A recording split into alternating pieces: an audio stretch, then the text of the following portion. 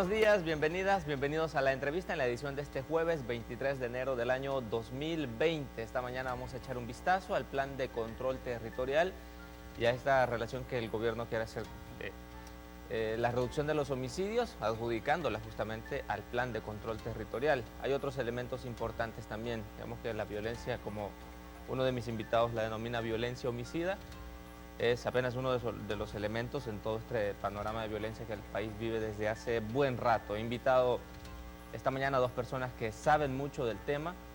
Está conmigo el pastor Mario Vega de la Misión Cristiana Elim. Pastor, buen día, ¿qué tal? Buenos días y un saludo también a los oyentes. Muchas gracias. Y Roberto Valencia es periodista. Roberto, buen día.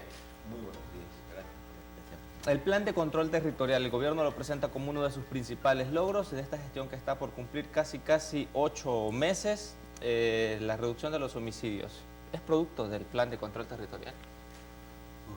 A ver, hay un hecho que creo yo que es como punto de partida conviene establecer. Es si la reducción, porque todavía hay un debate en redes sociales y en distintos ámbitos, si la reducción en las cifras de violencia homicida, que como bien apuntabas es uno de los factores, pero uno muy importante, Claro. No solo porque lo decidamos aquí nosotros, sino por a escala internacional es el parámetro más estandarizado para medir qué tan violento es un país, la violencia homicida, los homicidios que ocurren cada día. Hay un punto que conviene, creo yo, que fijar para que el debate sea más interesante, y es si realmente ha habido ese descenso o no. Para mí no hay duda, el descenso es consistente, vamos ya casi para 8 meses, nos hemos instalado, salvo el primer mes de junio, que cerramos en torno a 7, 8 homicidios por 100.000 habitantes, nos hemos instalado en una cifra que es entre 4 y 5, ahí es una horquilla, pero que ya pues vamos ya para 7 meses. De hecho, son unas cifras más positivas que las que se tuvieron durante la famosa tregua, ¿no? Hay un elemento por ahí que siempre chirría, que es el de los desaparecidos. Las cifras de desaparecidos, las cifras de denuncias por desaparecidos, que sigue siendo un problema gravísimo en esta sociedad, no hay que negar el problema, pero también se han reducido en 2019 respecto a 2018. Y creo que la reducción es todavía más acentuada en el tramo de la nueva administración, del 1 de junio para acá. Dicho esto, que creo yo, repito, es importante. Esto es atribuible directamente al plan control territorial, como nos pretende hacer creer el gobierno. Para mí la respuesta es muy simple.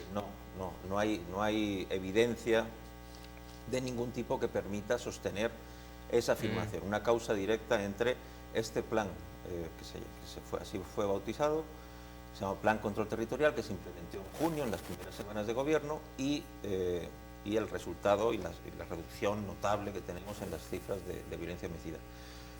Ahondaremos en el programa, pero nomás lo ilustro con un detalle que está a la vista de quien lo quiera ver. Yo sé que hay mucha gente, hay mucha ilusión acumulada, hay muchas ganas de que el país entre en una senda en el que la violencia pues cada vez sea una preocupación menor en esta sociedad, pero hay unos datos y hay unas realidades y entre esos datos y realidades está el análisis que están teniendo los distintos municipios, porque una cosa es el balance nacional, pero la evolución no es pareja en todo el país. Hay municipios, zonas, departamentos en los que el descenso es más notable y otros en los que no está ocurriendo. Vaya, yo me tomé la libertad de hacer un pequeño ejercicio de comparar estos 7 primeros meses, de lo que podemos llamar la era Bukele, así informalmente, el comportamiento de la violencia homicida y esos mismos municipios antes de.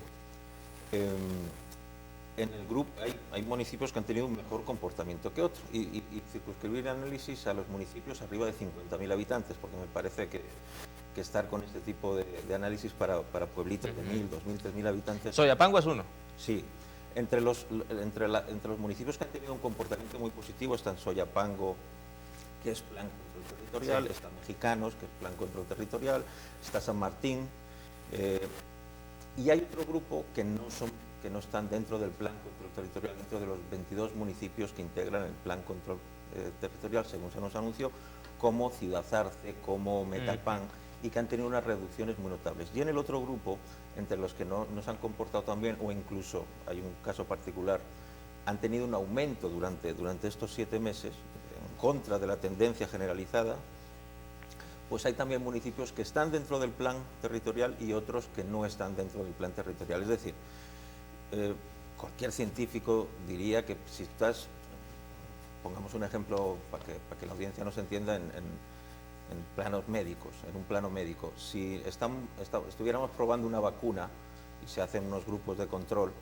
se podría decir que tal vacuna es la responsable de la cura si a los sujetos a los que se les aplicó esa vacuna son los que se han curado y a los que no se les aplicó siguen enfermos, ¿no? En este caso no ha pasado nada de eso.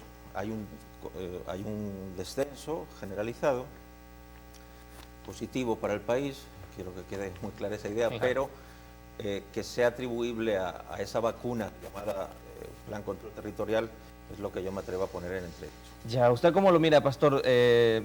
Más o menos la tesis es que no hay una relación directa entre el plan de control territorial y la reducción de homicidios, sino que puede haber otros factores que expliquen esta reducción de homicidios. Usted escribía el fin de semana en el diario de hoy que la reducción de los homicidios es, digamos, una tendencia desde el 2015 hasta el 2020, no solo en El Salvador, sino a nivel regional, lo que se conoce como el Triángulo Norte.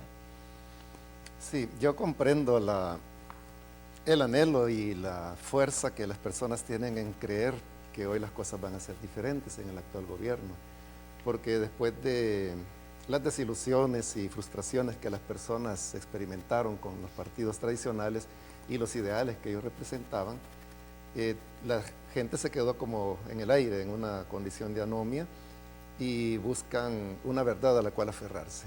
Entonces, la nueva presidencia, con todo su discurso renovador y su estilo de hacer las cosas, crea pues como una nueva expectativa de la cual la gente no quiere sentirse frustrada, porque uno preguntaría, si hay una frustración en relación a Bukele y nuevas ideas, ¿qué le queda al salvadoreño? O sea, ¿en qué va a creer ahora?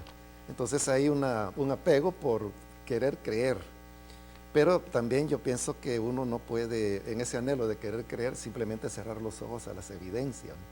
Y no solamente es el tema que Roberto muy bien mencionaba, que no hay una relación entre causa y efecto, sino que algunas veces también es lo inverso, porque hay que recordar que cuando el plan control territorial comenzó, los primeros 2 meses, el efecto fue el inverso, es decir, la reducción de homicidio fue mayor en los municipios donde no había plan territorial que donde sí lo había. Luego hubo una inversión en los siguientes meses, es decir, ya se pusieron más o menos a mano, pero luego en los últimos meses ha vuelto a ocurrir lo mismo, ¿no? Que hay mayor reducción donde no hay presencia del plan control territorial que donde no lo hay. Y hay otro elemento más, y es de que sabemos que hay días muy buenos en los cuales hay 0 homicidios, lo cual pues hay que celebrar, pero también hay días de alza. Por ejemplo, en enero se puede hablar del día 12, del día 20, donde hubo 11 homicidios diarios. Cuando se dan esas alzas, el 60% de las alzas se producen en los municipios donde hay control territorial, no donde no lo hay. Es decir, el incremento, el disparo de los homicidios no se da en los municipios que están bajo el control policial, o al menos la presencia sería, la presencia de policía y ejército. Ahora, lo que usted mencionaba, esta pues fue simplemente como una observación que un día me puse a hacer recopilando datos de Guatemala, Honduras y El Salvador, y por eso es que salió publicada esa tablita, ¿no? Sí. Que va del año 2015 hasta el presente, y es bien notorio de que no es una cuestión solamente de El Salvador, sino que es centroamericana, o más bien del Triángulo Norte. Y además de eso, bueno, hay varias cosas que uno puede desprender de esa tabla. Una es de que El Salvador sigue siendo el país con mayor índice de muertes por cada 100,000 habitantes. Creo que la reducción de homicidios que hay pues es algo que hay que celebrar, es muy positivo, pero todavía falta camino por andar. Todavía en El Salvador estamos bajo una epidemia de violencia y falta buen trecho todavía para que podamos disminuir ese margen. Es decir, el problema sigue siendo grave, pero qué bueno de que ya no es tan grave como antes, pero de gravedad a gravedad estamos hablando. Luego, el otro elemento, como yo lo mencionaba en ese artículo, es que en el año 2017 es cuando se da el mayor quiebre, es decir, ya venía una tendencia, pero algo tuvo que ocurrir en el 2017, que el quiebre fue muchísimo mayor, y no fue solamente en El Salvador, sino que en el Triángulo Norte. Y luego, pues la tendencia se ha mantenido a la reducción hasta el día de hoy. Realmente la reducción, si se compara el 2018 con el 2019, fue bastante conservadora en El Salvador, o sea, fue bastante modesta en relación a las reducciones que habían habido, por ejemplo, de 2015 a 2016, del 16 al 17, etcétera. Pero estos elementos son los datos duros, ¿verdad? Que, como digo, yo comprendo el entusiasmo de las personas, pero también uno no puede cerrar los ojos a las evidencias, y pues uno que está acostumbrado a juzgar los elementos en base a hechos, es difícil pues cerrar los ojos ante datos como ese, ¿no? Esto quiere decir que entonces esta relación, primero, como ustedes dicen, no es, digamos, tan automática, ¿no? Del plan de control territorial, la reducción de homicidios, y esa sea la única explicación.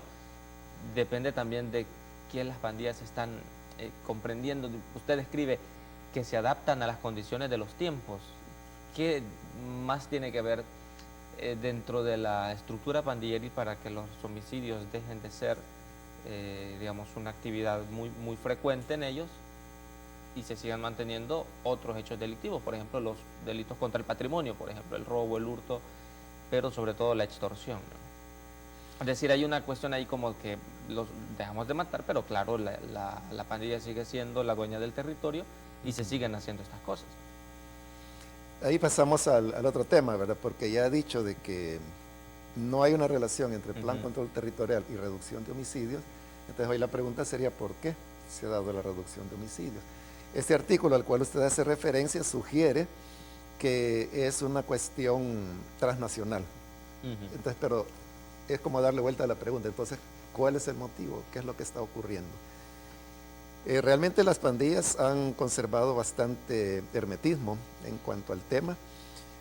Sin embargo, han habido algunas publicaciones, como por ejemplo del periódico Infobae de Argentina, el ABC de España, el Washington Post de los Estados Unidos, que manifiestan haber entrevistado, así pues de manera anónima, y algunos dicen off the record, algunos miembros dirigentes de pandillas que han manifestado que es una decisión unilateral. Ellos no hablan de un trato o un acuerdo con el gobierno, sino que de una cuestión unilateral, que manifiestan que no tiene por objeto o no tiene sentido el tener que estar confrontando a un nuevo gobierno de manera innecesaria.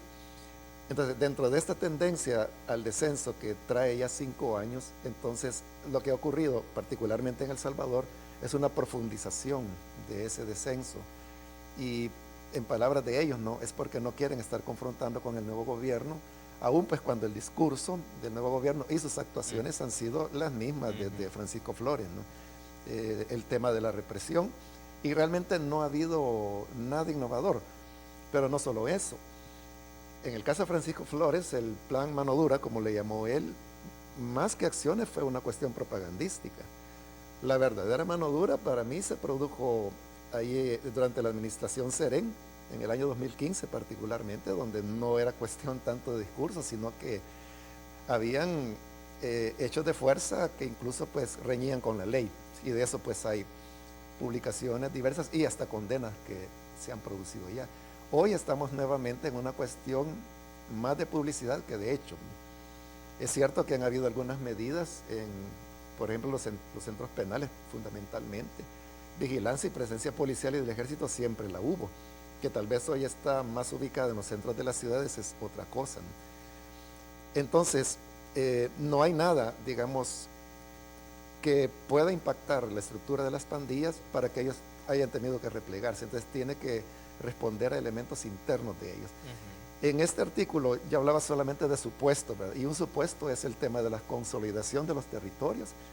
Hoy es bien raro que uno escuche de que hay enfrentamientos entre pandillas por disputa de territorio. Es raro, se dan, pero ya no es como antes que se mataban por eso. Entonces, hay un respeto, hay un reconocimiento a los territorios que cada uno controla, y eso implica un respeto a las estructuras de extorsión que están establecidas dentro de esos territorios.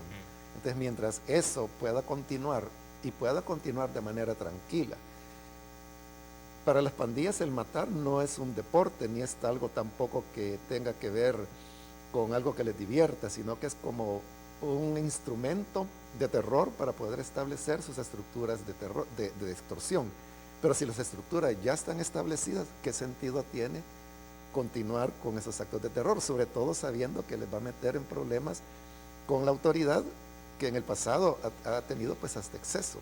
Entonces, ¿cuál sería el sentido de continuar en ese enfrentamiento inútil cuando las cosas se pueden llevar de una manera más tranquila o calmada, como es la expresión de ellos, ¿no? ¿Tú pareces coincidir, Roberto, con esta afirmación en el artículo que escribiste a finales del año pasado para el Washington Post, cuando incluso decías que puede ser un gesto de buena voluntad de las pandillas con el gobierno de Nayib Bukele?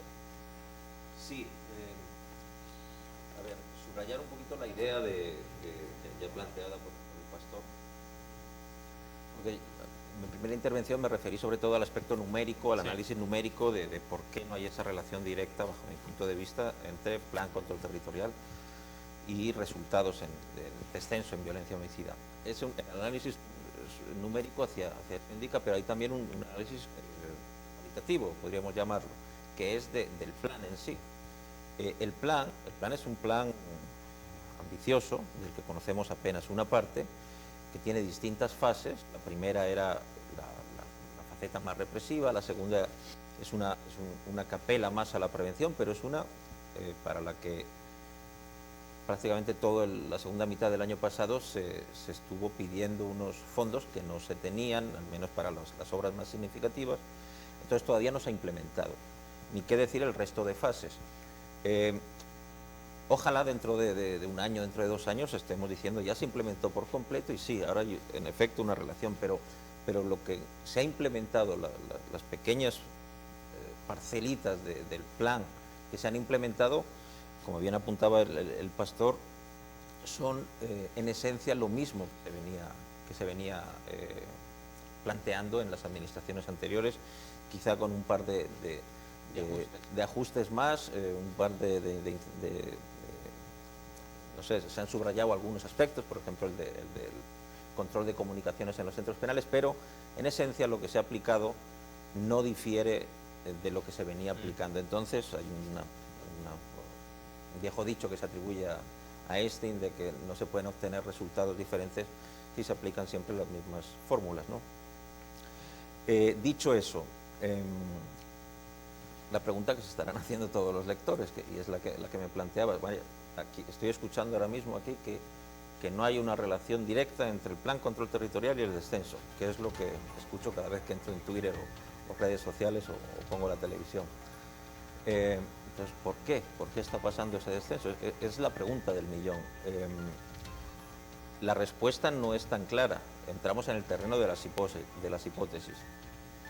Yo creo que es también importante que descartemos, al menos yo así lo hago, la hipótesis que está también muy en el aire, en especial promovida por los detractores, podríamos decir así, de la actual administración, de que hay una tregua formal, bajo la mesa, de características similares a la que tuvimos en 2012, protagonizada por la administración de Mauricio Funes.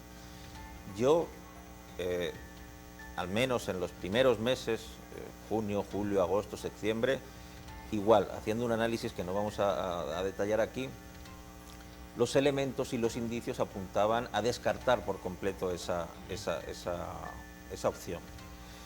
Ya ha pasado un tiempo más generoso, más amplio, y no me atrevo ya ahora a ser tan concluyente de qué ha ocurrido en las últimas semanas, porque puede haber habido algún tipo de movimiento en esa línea. Pero en principio también creo yo que conviene poner sobre la mesa que no comprar el discurso gubernamental de que la relación es inequívoca, plan control territorial descenso, significa automáticamente suponer que hay una tregua o que hay algo oscuro o que hay unas negociaciones bajo la mesa.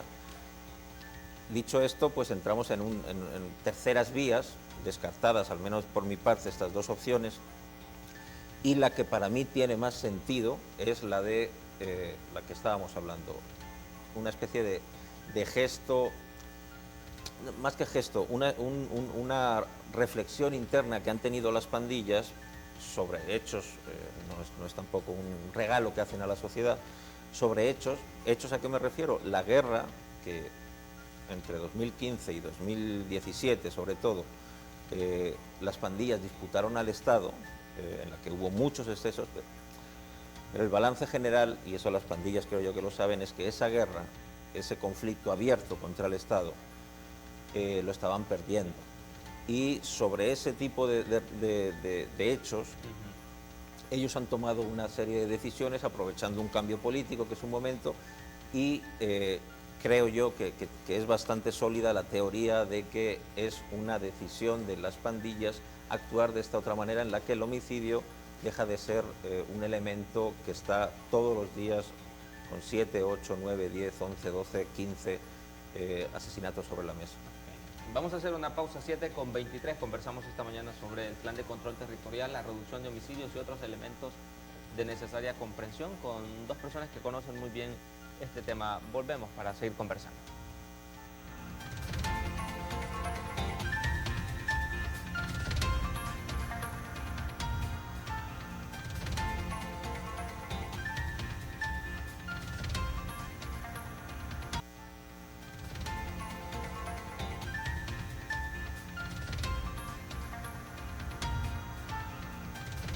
Esta mañana echamos un vistazo al tema de seguridad de nuestro país con Roberto Valencia y el pastor Mario Vega.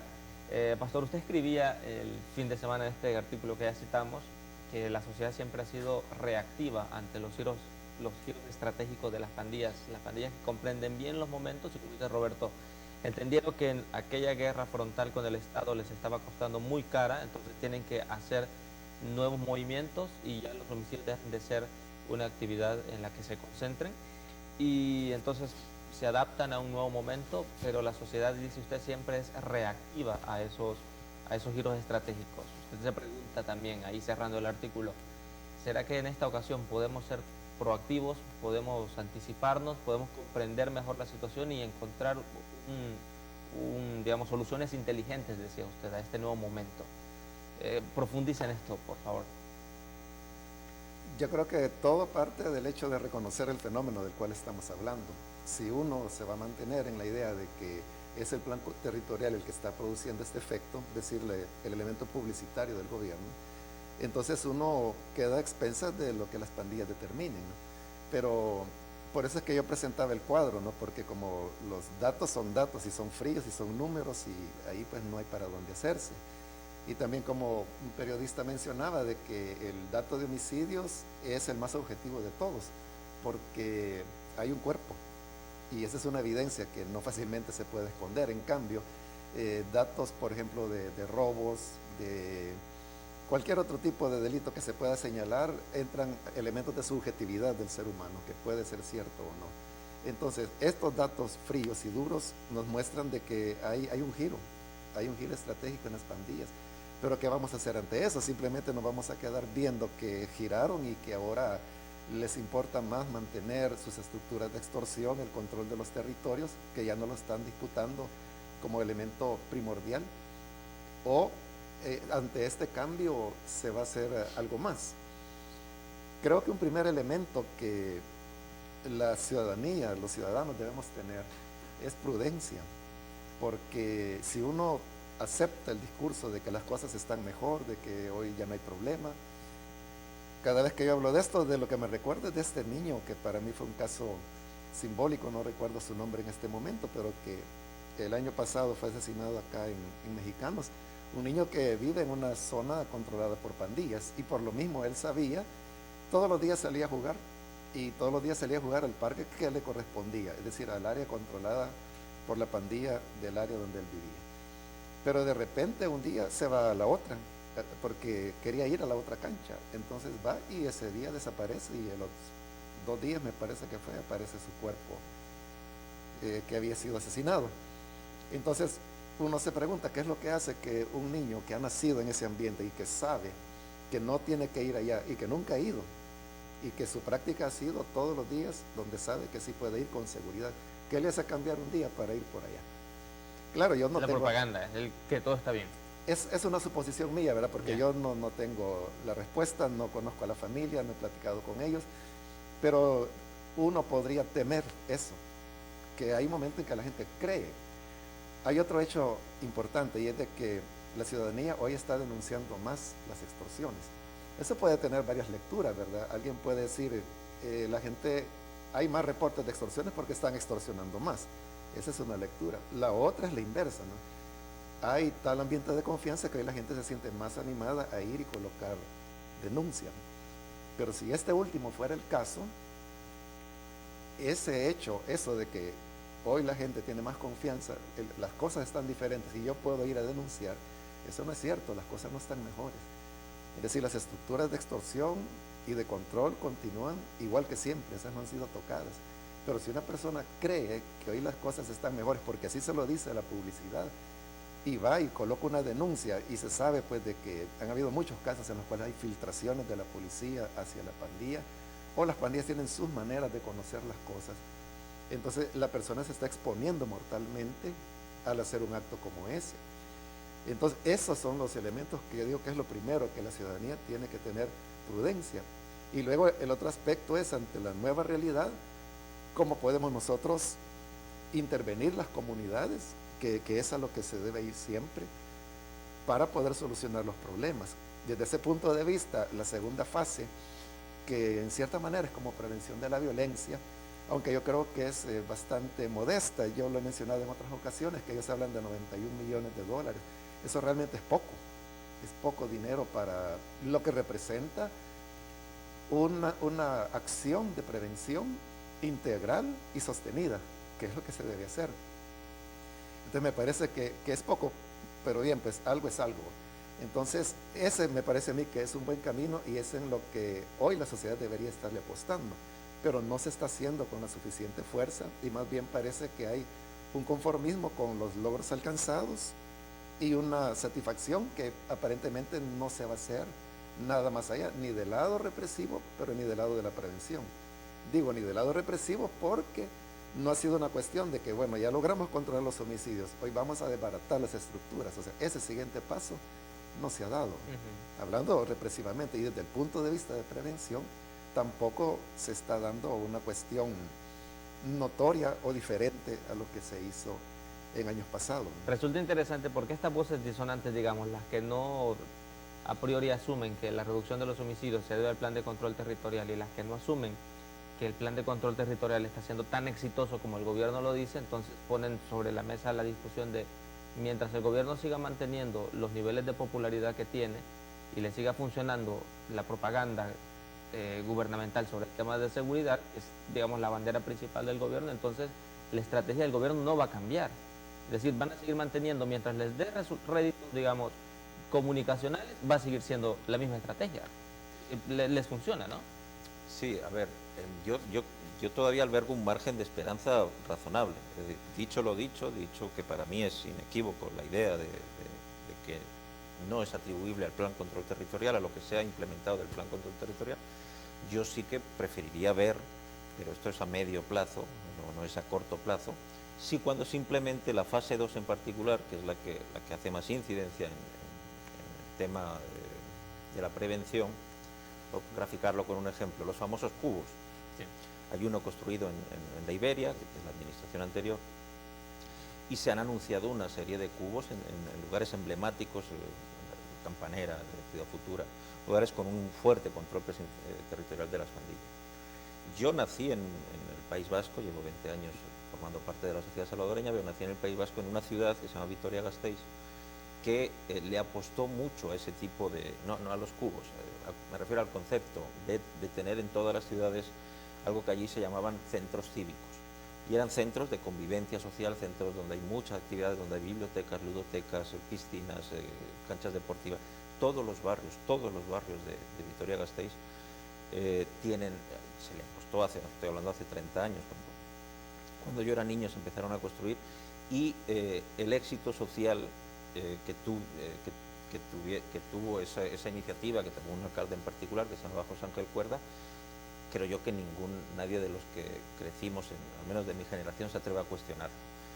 Yo como opción, como esperanza, incluso, yo tengo dos niñas chiquitas de 6 y 10 años, a mí me gustaría que cuando ellas pues, sean ya adolescentes, adultas, vivan en una sociedad infinitamente más sana que la que tenemos en la actualidad. Entonces sí que esos cubos, pues, agarro el elemento simbólico del cubo, pero el plan, en principio, lo que se conoce de esa fase 2 va más allá. Ojalá, cuando eso se hayan implementado, que es unos tiempos de construcción, etcétera, etcétera, y cuando se haya dejado andar un tiempo, tampoco una estructura física cambia automáticamente una comunidad, estemos hablando, ojalá podamos estar hablando de, vaya, esto ha sido un éxito, estas iniciativas que se hicieron, y ahí la gente, los más escépticos, pues tendremos que tragarnos ese escepticismo. Ojalá estemos en esa situación. Pero la que tenemos a día de hoy, yo concuerdo con el pastor en que no invita a ser tan optimistas. El tema de las pandillas, lo que he sabido yo es que las estructuras están prácticamente intactas. Se ha cortado la comunicación con la ranfla tradicional, con los líderes tradicionales. Sí que está muchísimo más complicado que desde Zacatecoluca, por ejemplificarlo, se esté tirando línea hacia las calles, pero se ha formado una ranfla en libertad, que es la que está llevando los destinos de la pandilla y la que está haciendo y está tirando línea, como dicen ellos, de que la violencia homicida esté bastante más calmada, o de que se haya reducido a la mínima expresión la histórica rivalidad entre estas dos grandes pandillas, que ahora son tres por el desdoblamiento de la 18. Yo no veo elementos para pensar que estas estructuras se han debilitado, al menos de la forma en la que nos quieren vender desde el gobierno ese debilitamiento.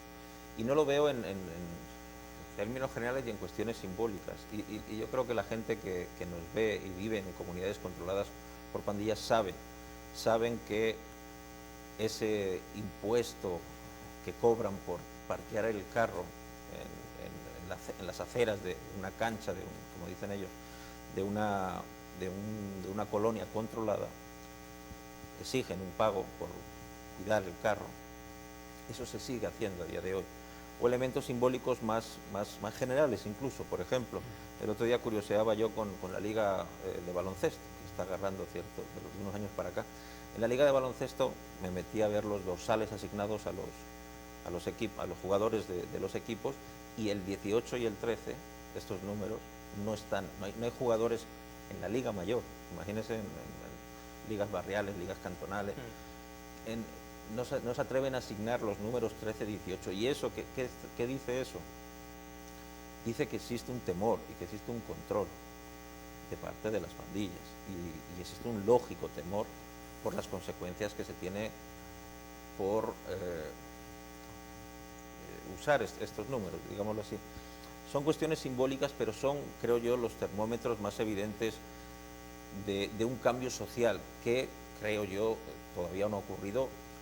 Pero bueno, haciendo un poquito de abogado del diablo, esta administración lleva 8 meses, y en 8 meses hacer un cambio de este tipo, un cambio cultural al que yo estoy apelando, es también un tiempo demasiado escaso, porque los comportamientos violentos, que van mucho más allá del fenómeno de las pandillas, es el emblema de esa sociedad violenta que somos, pero la violencia va mucho más allá, y violencia machista y violencia generada por el narcotráfico, por otros actores, por los mismos fuerzas de seguridad. Eso no se... Yo creo que era muy iluso pensar que eso se desmonta en meses, o en un año, o en 2 años, porque hay cuestiones hasta culturales que están muy arraigadas dentro de lo que podríamos llamar el ADN de la salvadoreñidad, y esas cuestiones no se cambian en chasquidos. Si pensamos a largo plazo, y bueno, solo el hecho de poner sobre la mesa la palabra tregua ya genera anticuerpos, y en varios sectores de la sociedad ya se genera un problema hasta de comprensión, porque todavía el periodo que conocimos como tregua, muchos sectores no lo terminamos de comprender, es un periodo muy oscuro. Y cuando alguien pone sobre la mesa este tema, de entrada, a quien propicia una tregua con las pandillas, pues ya se le comienza a juzgar mal, ¿no? Pero en muchas ocasiones con Roberto hemos conversado sobre esto en este programa, ¿se puede encontrar una solución al problema sin sentarse a platicar con las pandillas?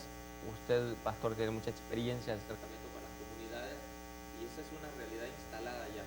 ¿Es posible pensar en una solución solo desde políticas públicas que las empuje el Estado sin acercarse a las pandillas, que son las que en los territorios toman decisiones, controlan la vida de la gente? ¿Cómo mira eso? Yo creo que sí se puede solucionar sin tomarlos en cuenta. Lo único que el camino va a ser mucho más largo, y más largo significa miles de muertes más. Pero el hecho de establecer un diálogo y llegar a acuerdos para desarticulación de las mismas pandillas, que es lo que ellos mismos han planteado públicamente a través de los medios, es una oportunidad que no debería desestimarse. Es cierto que tiene un costo político muy alto, Claro.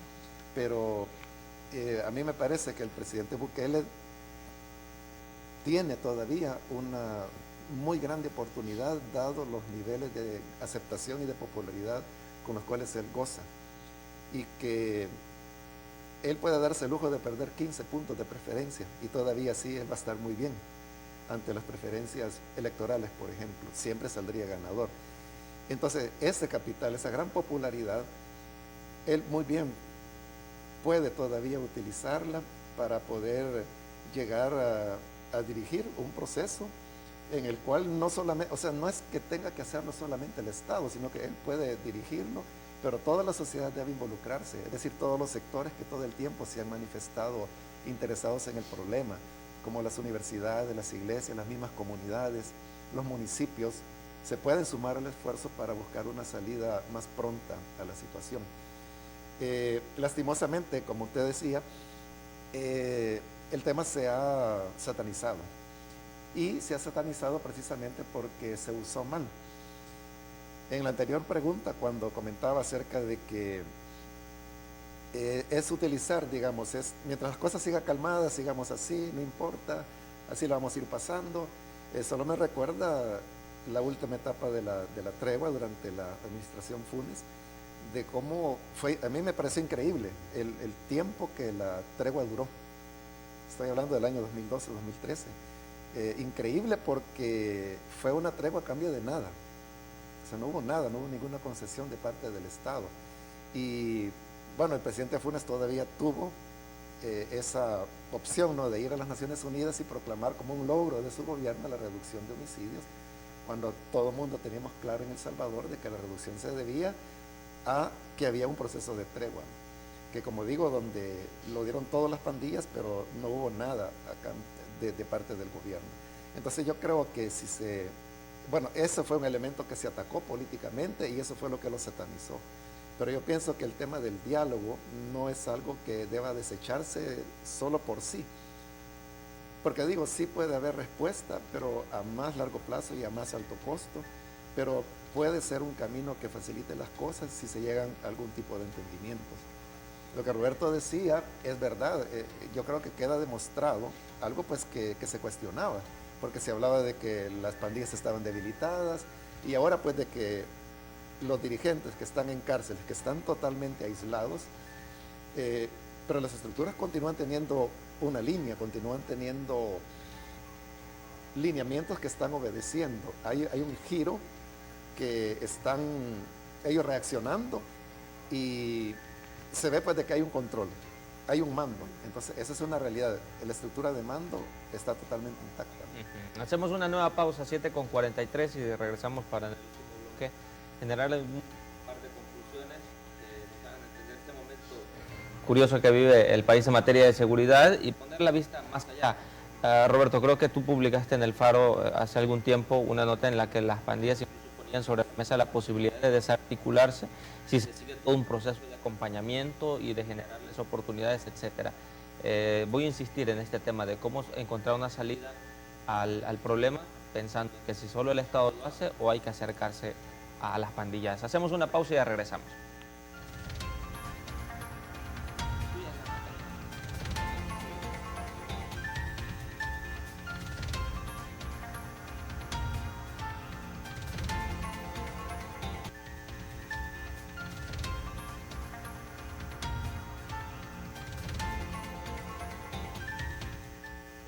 jesuita Roberto Valencia y el pastor de la Misión Cristiana Elín Mario Vega me acompañan esta mañana en esta que es una reflexión sobre el tema de seguridad en el momento actual que vive el país, a casi 8 meses de gestión del presidente Nayib Bukele, que presenta al plan de control territorial como uno de sus principales logros y al cual atribuye también la reducción de los homicidios, aunque ya sobre esta mesa se han puesto algunos elementos que nos invitan a pensar más allá de la propaganda gubernamental, de los planteamientos oficiales y generar una reflexión desde el conocimiento que a Roberto le da este tema que ha dado cobertura por muchos años.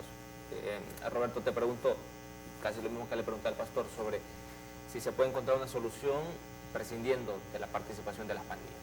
Y mencionaste la entrevista, que creo que fue la última que hicimos a la Ranfla en Libertad. Hace ya un tiempito, hace como año y medio fue aquella entrevista, donde ellos planteaban la opción de desintegrarse incluso. A ver, las pandillas son grupos criminales y es también bastante ingenuo comprar un discurso, pero eso es lo que plantearon en esa entrevista. Repito, no hay que, al menos yo no lo hago, creer a ciegas, a pies juntillas, como dicen por allá, un discurso, pero eso es lo que ellos plantearon, repito. Yo sí creo que esa opción, la opción del diálogo, de la negociación, es una opción que habría que tener sobre la mesa. En esta sociedad se da algo que es, bajo mi punto de vista, yo me atrevo a calificar como paradójico. Después del proceso que se conoce socialmente como la tregua, que arrancó en marzo del 2012 y duró, hay diferentes interpretaciones, bueno, la mía es que dura hasta enero del 2015, porque el 2014 era un año en retroceso, pero todavía un año que en especial algunos municipios que se embarcaron dentro de un proyecto que en principio se llamó de municipios santuarios, etcétera, etcétera, mantuvieron algún tipo o sea, la tregua duró en esos municipios al menos ese año 2014.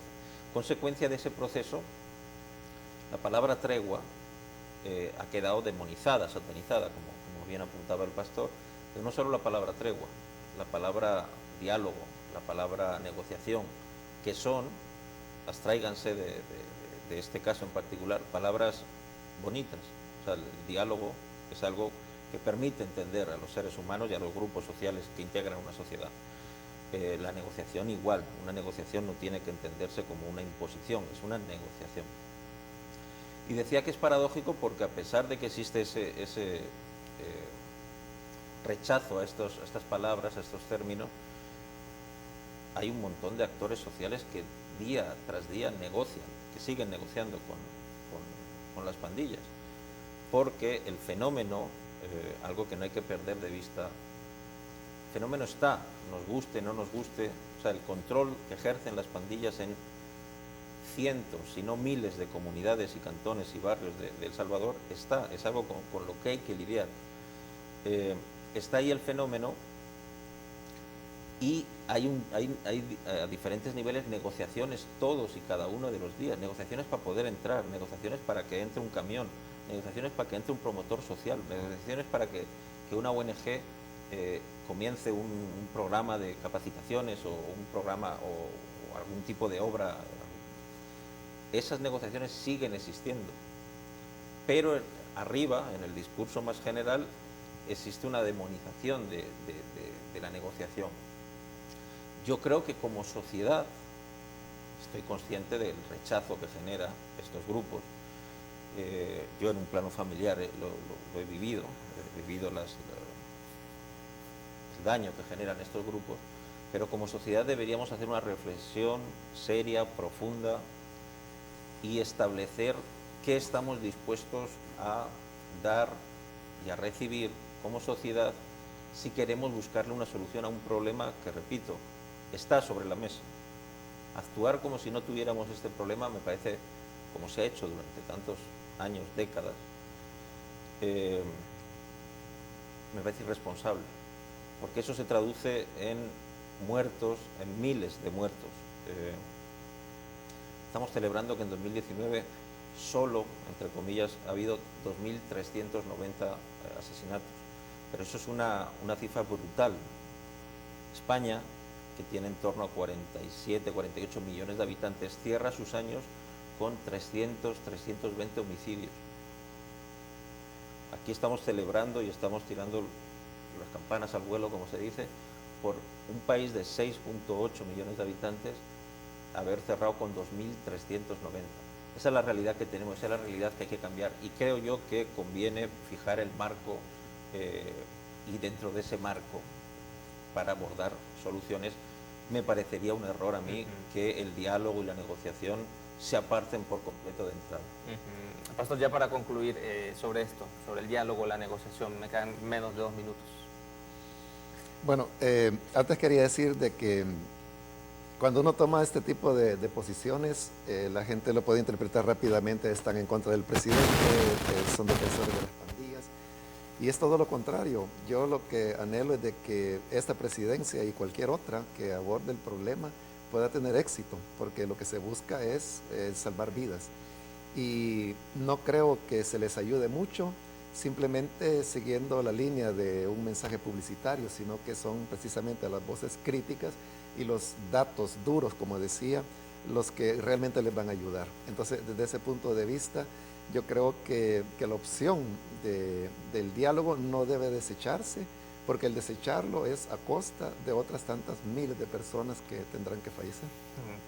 Pastor, muchas gracias por venir. Gracias por la invitación. Roberto, también gracias por siempre estar con nosotros. Gracias, Mauricio. A ustedes, amigos, también gracias por ser parte de este programa y por acompañarnos en estas necesarias reflexiones en torno a los temas que aquejan al país. Nos encontramos el martes para seguir pensando en las cosas que de verdad importan. Buen día.